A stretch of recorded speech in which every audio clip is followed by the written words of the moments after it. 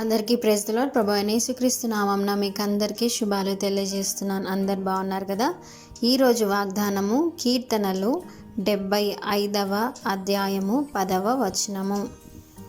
నీతిమంతుల కొమ్ములు హెచ్చింపబడును.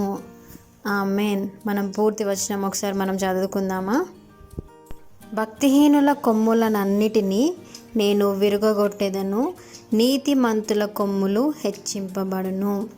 నిజమే, దేవుడు ఈరోజు మనతో అందరితో మాట్లాడుతున్నాడు, నీతో నాతో మాట్లాడుతున్నాడు. ఏంటంటే ఎప్పుడైతే మనం భక్తిహీనతలో ఉంటామో, అన్య జనాంగంతో స్నేహం కానీ, లేదంటే దేవునికి విరోధమైన పనులు కానీ, ఆయనకి ఇష్టం లేని పనులు కానీ మనం ఎప్పుడైతే చేస్తామో మనం అందరం కూడా భక్తిహీనతలో ఉండేవారమే అని దేవుడు ఇక్కడ స్పష్టంగా తెలియజేస్తున్నాడు. కాబట్టి మనం ఎప్పుడైతే నీతిమంతులుగా ఉంటామో మనల్ని దేవుడు ఎల్లప్పుడూ కూడా హెచ్చించే దేవుడు అంట. అయితే మనకి ఇక్కడ దేవుడు ఇంకొకరిని కూడా జ్ఞాపకం చేస్తున్నారు. ఏంటంటే 1 సమూయేలు 2వ అధ్యాయము 1వ వచనము. మరియు హన్నా విజ్ఞాపన చేసి ఇలాగనెను, నా హృదయము యెహోవాయందు సంతోషించుచున్నది, యెహోవాయందు నాకు మహాబలము కలిగెను, నీ వలని రక్షణను బట్టి సంతోషించుచున్నాను, నా విరోధుల మీద నేను అతిశయపడుదును.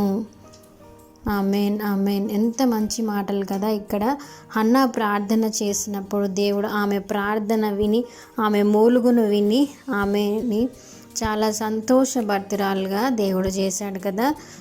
ఆమె ఏం చెప్తుంది హన్నా అంటే, తన విరోధుల ఎదుట ఆమె చాలా అతిశయపడేలాగా, గర్వపడేలాగా దేవుడు నన్ను ఈ స్థాయిలో పెట్టాడు, నేను అడిగిన ప్రతి దానికి నా ప్రార్థనకు ప్రతిఫలం ఇచ్చాడని చెప్పి ఇక్కడ హన్నా మంచి మాటలు ఇక్కడ చెప్తుంది. అయితే హన్నా ఇక్కడ నీతిగా జీవించింది కాబట్టి దేవుడు తన కొరతను కూడా తీర్చివేసి నీతిమంతుల జాబితాలో హన్నాని కూడా పెట్టాడు కదా. సో తన ప్రార్థనలకు దేవుడు జవాబిచ్చి తన గర్భం నుంచి ఒక ప్రవక్తనే దేవుడు తీసుకొచ్చాడు కదా. కాబట్టి హన్నా ప్రార్థన ఎలా కన్వర్ట్ అయింది?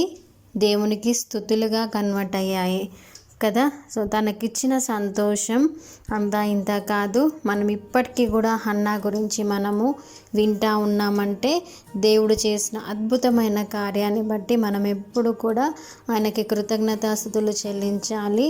కాబట్టి నీతిమంతులని ఎప్పుడు కూడా ఆయన విడిచిపెట్టే దేవుడు కాదు అని మరొకసారి మనం జ్ఞాపకం చేసుకోవాలి.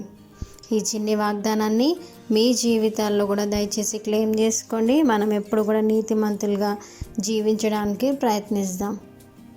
ఈ చిన్ని మాటలు దేవుడు దీవించి ఆశీర్వదించునుగాక. ఆమెన్. మీకు ఎవరికైనా ప్రేయర్ రిక్వెస్ట్ ఉంటే దయచేసి కామెంట్స్లో మెన్షన్ చేయండి. Thank you. God bless you.